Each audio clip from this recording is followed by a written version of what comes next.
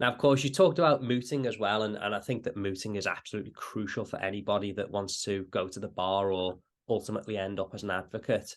So you mentioned that you had experience at the National Speed Mooting Competition. Would you like to talk to us briefly about how you found the competition and your experience there?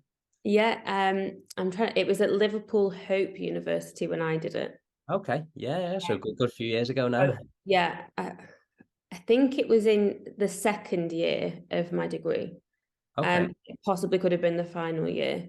Prior to it, I had only done one moot before, which was the internal moot at Manchester University.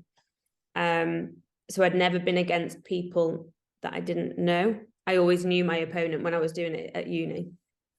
So I definitely felt nervous going through, but I think for me, you felt supported from the get-go. You got the papers, you were told about, I guess, how to prepare it and what, you know.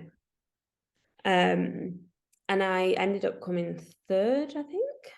I didn't reach the final. I think I was knocked out in the semi-final. But after each round, and this was what I found really useful, is that you got really good, helpful feedback for the next round. So if you did progress, you knew what you had to do on the next occasion to do it. And some people might be worried about mooting because of it's a lot of prep, and they're trying to do that alongside their studies. But with the speed mooting, it is in one day. So you will have the same case, unless it's changed, John. So forgive me. No. The format's exactly the same. It's a great advert for the competition. So you have the one case, and you get to grips with that quite quick, because the night before you don't know if you're going to be for the appellant or the respondent. So you have to prep both sides, which means that actually your advocacy is probably going to be better than you think, because you already are anticipating what the other side might say. Yeah. And I don't know, it's one night essentially of preparation, rather than some of the longer competitions, which, you do the first round. If you get through, there might be a few weeks and then you have to prep for the next round. This is all in one go. And definitely now that I'm a criminal practitioner and doing what we call sessions. So just for people that don't know, that could be a list of 6 trials that I prosecute in one day in the magistrates court. It's very quick paced.